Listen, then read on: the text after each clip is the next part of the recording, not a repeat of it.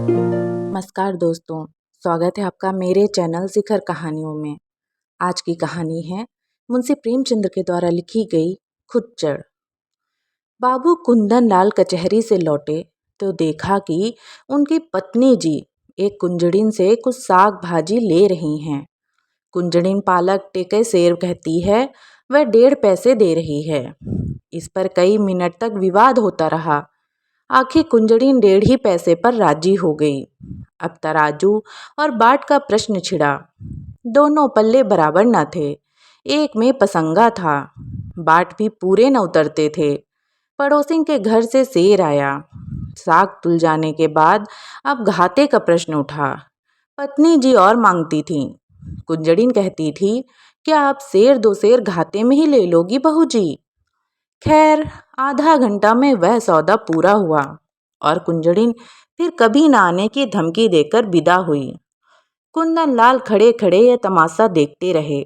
कुंजड़िन के जाने के बाद पत्नी जी लोटे का पानी ले आई तो आपने कहा, आज तो तुमने जरा सा साग लेने में पूरे आधे घंटे लगा दिए। इतनी देर में तो 1005 का सौदा हो जाता। जरा जरा से साग के लिए इतनी ठाए ठाए करने पे तुम्हारा सिर भी नहीं दुखता? रामेश्वरी ने कुछ लज्जित होकर कहा, पैसे मुफ्त में तो नहीं आते। यह ठीक है, लेकिन समय का भी कुछ मूल्य है। इतनी देर में तुमने बड़ी मुश्किल से एक ढेले की बचत की। कुंजड़ी ने भी दिल में कहा होगा कि कहाँ की गवारीन है, अब शायद भूलकर भी इधर न आए।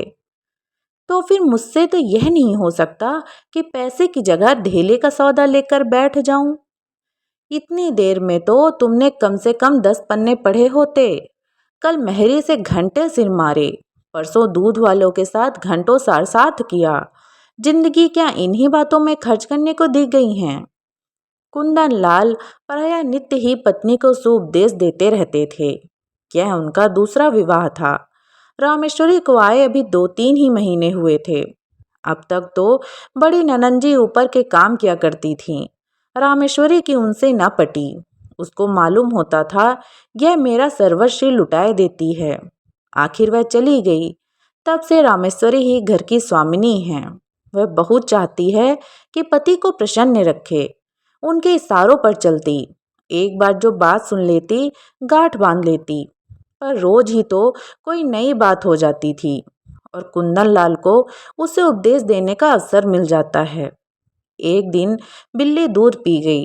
रामेश्वरी दूध गर्म करके लाई और स्वामी के सिरहाने रखकर पान बना रही थी कि बिल्ली ने दूध पर अपना ईश्वर प्रदत्त अधिकार सिद्ध कर दिया। रामेश्वरी को यह अपहरण स्वीकार न कर सकी। रूल लेकर बिल्ली को इतने जोर से मारा कि वह 2-3 लुढ़कियां खा गई। कुंदन लाल लेटे लेटे अखबार पढ़ रहे थे और बोले, और जो मर जाती तो? रामेश्वरी ने ढिठाई के साथ कहा, तो मेरा दूध क्यों पी गई? उसे मारने से दूध मिल तो नहीं गया? जब कोई नुकसान कर देता है तो उस पर क्रोध आता ही है। ना आना चाहिए। पशु के साथ आदमी भी क्यों पशु हो जाए?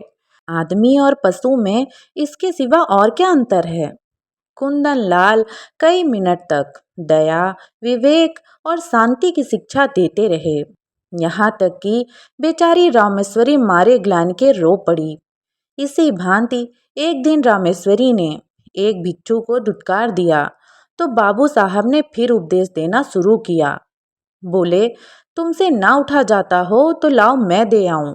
गरीब को यूं ना धुतकारना चाहिए। रामेश्वरी ने तिवरियां चढ़ाते हुए कहा, दिन भर तो तांता लगा रहता है, कोई कहाँ तक दौड़े? सारा देश भिखमंगों से ही भर गया है शायद। कुंदन लाल ने उपेक्षा के भाव से मुस्कुराते हुए कहा, उसी देश में तो तुम भी बसती हो। इतने भिखमंगे आ कहाँ से जाते हैं? ये सब काम क्यों नहीं करते? कोई आदमी इतना नीच नहीं होता जो काम मिलने पर भी भीख मांगे। हाँ, अपंग हो तो दूसरी बात है। अपंगों को भीख के सिवा और क्या सहारा हो सकता है? सरकार इनके लिए अनाथालय क्यों नहीं खुलवाती? जब स्वराज्य हो जाएगा तब शायद खुलवा दे। अभी तो कोई आशा नहीं है, मगर स्वराज्य भी धर्म ही से आएगा। लाखों साधु सन्यासी, पंडे पुजारी मुफ्त का माल उड़ाते हैं। क्या इतना भाव धर्मगाफी नहीं है? अगर इस धर्म में से स्वराज्य मिलता तो अब तक मिल चुका होता। इसी धर्म का प्रसाद है कि हिंदू जाति अभी तक जीवित है, नहीं कब की रसातल पहुंच चुकी होती। रोम, यूनान, ईरान, सीरिया, किसी का भी निशान भी नहीं।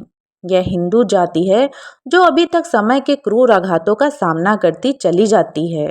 आप समझते होंगे हिंदू जाति जीवित है। मैं तो उसी दिन से मरा हुआ समझती हूँ जिस दिन से वह अधीन हो गई। जीवन स्वाधीनता का नाम है, गुलामी तो मौत है। कुंदन लाल ने युवतों को चकित नेत्रों से देखा। ऐसे विद्रोही विचार उसमें कहाँ से आ गए?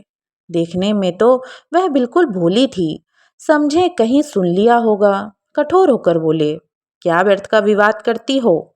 लजाती तो नहीं, ऊपर से और बकबक करती हो। रामेश्वरी यह फटकार पाकर चुप हो गई।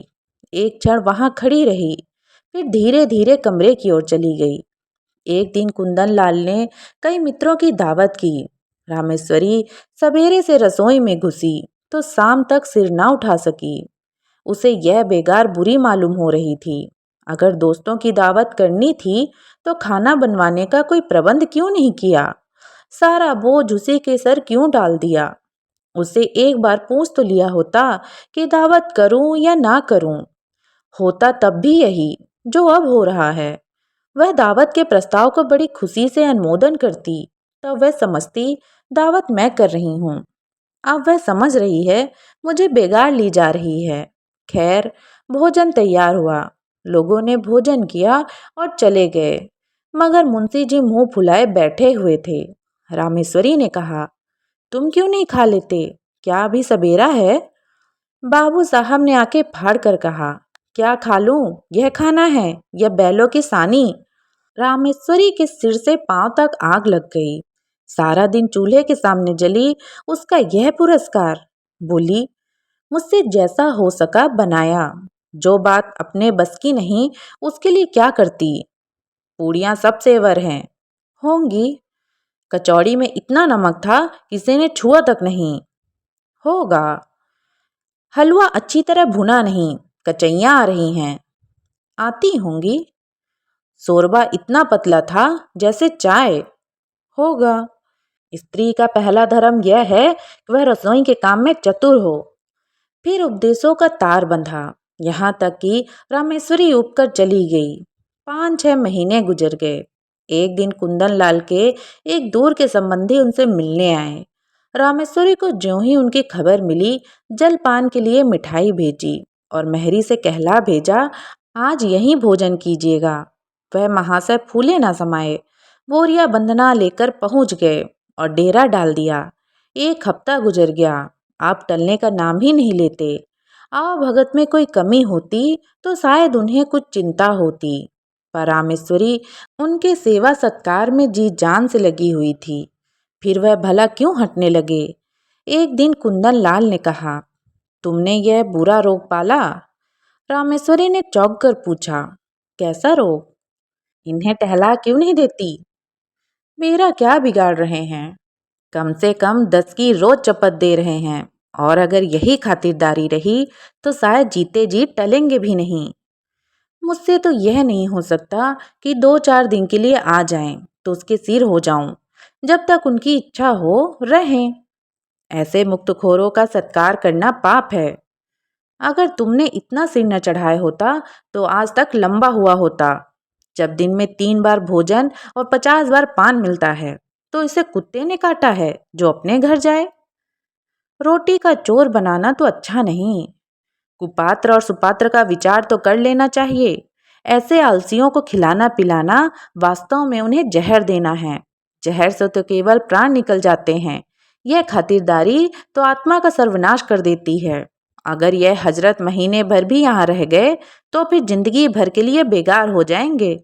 फिर इनसे कुछ ना होगा और इनका सारा दोष तुम्हारे सिर होगा। तर्क का तांता बन गया। प्रमाणों की झड़ी लग गई। रामेश्वरी खिसिया कर चली गई। कुंदन लाल उससे कभी संतुष्ट भी ना हो सकते हैं। उनके उपदेशों की वर्षा कभी बंद भी हो सकती है। यह प्रश्न उसके मन में बार बार उठने लगा। एक दिन देहात से भैंस का ताजा घी आया। इधर महीनों से बाजार का घी खाते खाते नाक में दम हो रहा था।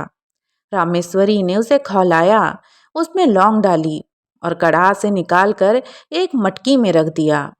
उसकी सौंधी सौंधी सुगंध से सारा घर महक रहा था। मेहरी चौक बर्तन करके आई तो उसने चाहा कि मटकी चौके से उठाकर छींके या आले पर रख दे, पर संयोग की बात, उसने मटकी उठाई तो वह उसके हाथ से छूटकर गिर पड़ी। सारा घी बह गया। धमाका सुनकर रामेश्वरी दौड़ी तो मेहरी खड़ी रो रही थी और मटकी चूर चूर हो गई थी। तड़प कर बोली, मटकी कैसे टूट गई? मैं तेरे तनख्वाह से काट लूंगी। राम राम, सारा घी मिट्टी में मिला दिया। तेरी आंखें फूट गई थी क्या, या हाथों में दम नहीं था? इतनी दूर से मंगाया, इतनी मेहनत से गरम किया, मगर एक बूंद भी गले के नीचे न गया। अब खड़ी बिसुर क्या रही है? जा अपना काम कर। मेहरी ने आंसू पोंछकर कहा, बहू जी, अब तो चूक हो गई। चाहे तनख्वाह काटो, चाहे जान से मारो। मैंने तो सोचा उठाकर आले पर रख दूं, तो चौका लगाऊं। क्या जानती थी कि भाग्य में यह लिखा है। ना जाने किसका मुंह देखकर उठी थी। रामेश्वरी, मैं कुछ नहीं जानती। सब रुपए तेरे तनख्वाह से वसूल करूंगी। 1 रुपए जुर्माना ना किया तो कहना। मेहरी, मर जाऊंगी सरकार, कहीं 1 पैसे का ठिकाना नहीं है। रामेश्वरी, मर जा या जी जा, मैं कुछ नहीं जानती। मेहरी ने 1 मिनट तक कुछ सोचा और बोली, अच्छा काट लीजिएगा सरकार, आपसे सब्र नहीं होता। मैं सब्र कर लूंगी। यही न होगा, भूखों मर जाऊंगी। जी कर ही कौन सा सुख भोग रही हूँ कि मरने को डरूं। समझ लूंगी 1 महीना कोई काम नहीं किया। आदमी से बड़ा बड़ा नुकसान हो जाता है। यह तो घी ही था। रामेश्वरी को एक ही क्षण में मेहरी पर दया आ गई। बोली, तो भूखों मर जाएगी तो मेरा काम कौन करेगा? मेहरी, काम करना होगा तो खिलाइएगा, ना काम करना होगा भूखों मारिएगा। आज से आकर आप ही के द्वार पर सोया करूंगी। रामेश्वरी, सच कहती हूँ, आज तूने बड़ा नुकसान कर डाला। मेहरी, मैं तो आप ही पछता रही हूँ सरकार। रामेश्वरी, जा गोबर से चौका लीप दे, मटकी के टुकड़े दूर फेंक दे और बाजार से घी लेती आ। मेहरी ने खुश होकर चौका गोबर से लीपा और मटकी के टुकड़े बटोर रही थी कि कुंदन लाल आ गए और हांडी टूटी देकर बोले, यह हांडी कैसे टूट गई? रामेश्वरी ने कहा। मेहरी उठाकर ऊपर रख रही थी, उसके हाथ से छूट पड़ी। कुंदन लाल ने चिल्लाकर कहा, तो सब घी बह गया? और क्या, कुछ बचा भी रहा? तुमने मेहरी से कुछ कहा? नहीं। क्या कहती, उसने जानबूझकर तो गिरा नहीं दिया। यह नुकसान कौन उठाएगा? हम उठाएंगे, और कौन उठाएगा? अगर मेरे ही हाथ से छूट पड़ती तो क्या हाथ काट लेती? कुंदन लाल ने होंठ चबाकर कहा, तुम्हारी कोई बात मेरे समझ में नहीं आती। जिसने नुकसान किया उससे वसूल होना चाहिए। यही ईश्वरीय नियम है। आँख की जगह आँख, प्राण के बदले प्राण। यह ईसा मसीह जैसे दयालु पुरुष का कथन है। अगर दंड का विधान संसार से उठ जाए तो यहाँ रहे कौन? सारी पृथ्वी रक्त से लाल हो जाए। हत्यारे दिन दहाड़े लोगों का गला काटने लगे। दंड ही से समाज की मर्यादा कायम है। जिस दिन दंड न रहेगा, संसार न रहेगा। मनुवाद स्मृतिकार बेवकूफ नहीं थे कि दंड न्याय को इतना महत्व दे गए। और किसी विचार से नहीं तो मर्यादा की रक्षा के लिए दंड अवश्य हो देना चाहिए। ये रुपए मेहरी को देने पड़ेंगे, उसकी मजदूरी काटनी पड़ेगी। नहीं तो आज इसने घी का घड़ा लुढ़का दिया, कल कोई और नुकसान कर देगी। रामेश्वरी ने डरते डरते कहा, मैंने तो उसे क्षमा कर दिया है।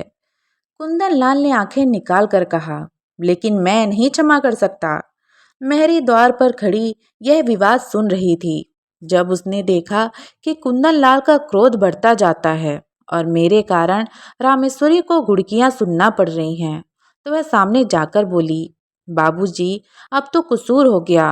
अब सब रुपए मेरी तनख्वाह से काट लीजिए। रुपए नहीं हैं, नहीं तो अभी लाकर आपके हाथों पर रख देती।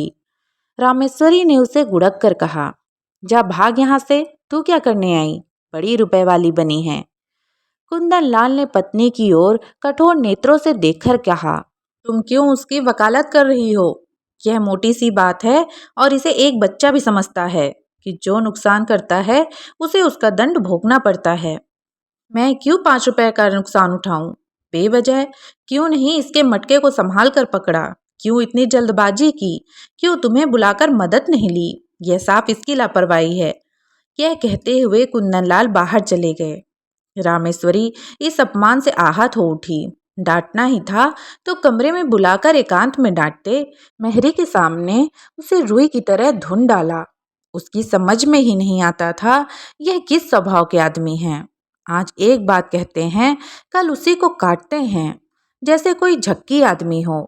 कहा तो दया और उदारता के अवतार बनते थे, कहाँ आज 5 रुपए के लिए प्राण देने लगे हैं। बड़ा मजा आ जाए कल मेहरी बैठ रहे, कभी तो इनके मुख से प्रसन्नता का एक शब्द निकला होता। अब मुझे भी अपना स्वभाव बदलना पड़ेगा। यह सब मेरे सीधे होने का फल है। ज्यों ज्यों मैं तरह देती हूँ आप जामे से बाहर होते हैं। इसका इलाज यही है कि एक कहें तो दो सुनाऊं। आखिर कब तक और कहाँ तक सहूं? कोई हद भी है? जब देखो डांट रहे हैं। जिसके मिजाज का कुछ पता ही ना हो उसे कौन खुश रख सकता है? उस दिन जरा सा बिल्ली को मार दिया तो आप दया का उपदेश करने लगे। आज वह दया कहाँ गई? उनको ठीक करने का उपाय यही है कि समझ लूं कोई कुत्ता भौंक रहा है। नहीं, ऐसा क्यों करूं? अपने मन से कोई काम ही ना करूं। जो यह कहें वही करूं। ना जौ भर कम ना जौ भर ज़्यादा। जब इन्हें मेरा कोई काम पसंद नहीं आता, मुझे क्या कुत्ते ने काटा है जो बरबस अपनी टांग अड़ाऊं? बस यही ठीक है। वह रात भर इसी उधेड़बुन में पड़ी रही। सवेरे कुंदन लाल नदी स्नान करने गए। लौटे तो 9 बज गए थे। घर में जाकर देखा तो चौका बर्तन न हुआ था। प्राण सूख गए। पूछा, क्या मेहरी नहीं आई? रामेश्वरी, नहीं। कुंदन, तो फिर? रामेश्वरी, जो आपकी आज्ञा। कुंदन, यह तो बड़ी मुश्किल है। रामेश्वरी, हाँ है तो। कुंदन, पड़ोस की मेहरी को क्यों ना बुला लिया? रामेश्वरी, किसके हुक्म से बुलाती? अब हुक्म हुआ है, बुला लेती हूँ। कुंदन, आप बुलाओगी तो खाना कब बनेगा? 9 बज गए। और इतना तो तुम्हें अपनी अक्ल से काम लेना चाहिए था कि मेहरी नहीं आई तो पड़ोस वाली को बुला लूं। रामेश्वरी, अगर उस वक्त सरकार पूछते क्यों दूसरी मेहरी बुलाई तो क्या जवाब देती? अपनी अक्ल से काम लेना छोड़ दिया। अब तुम्हारी ही अक्ल से काम लूंगी। मैं यह नहीं चाहती कि कोई मुझे आंख दिखाए। कुंदन, अच्छा तो इस वक्त क्या होगा? रामेश्वरी, जो हुजूर का हुक्म हो। कुंदन, तुम मुझे बनाती हो? रामेश्वरी, मेरी इतनी मजाल कि आपको बनाऊं? मैं तो हुजूर की लौंडी हूँ, जो कहिए वह करूं। कुंदन, मैं तो जाता हूँ, तुम्हारा जो जी चाहे करो। रामेश्वरी, जाइए, मेरा जी कुछ ना चाहेगा और ना कुछ करूँगी। कुंदन, आखिर तुम क्या खाओगी? रामेश्वरी, जो आप देंगे वही खा लूँगी। कुंदन, लाओ बाजार से पूड़ियाँ ला दूँ। रामेश्वरी रुपए निकाल कर लाई। कुंदन लाल पूड़ियाँ लाए। इस वक्त का काम चला। दफ्तर गए, लौटे तो देर हो गई। आते ही आते पूछा, मेहरी आई? रामेश्वरी, नहीं। कुंदन, मैंने तो कहा था पड़ोस वाली को बुला लेना। रामेश्वरी, बुलाया था, वह 5 रुपए मांगती है। कुंदन, एक ही रुपए का तो फर्क था, क्यों नहीं रख लिया? रामेश्वरी, मुझे यह हुक्म ना मिला था।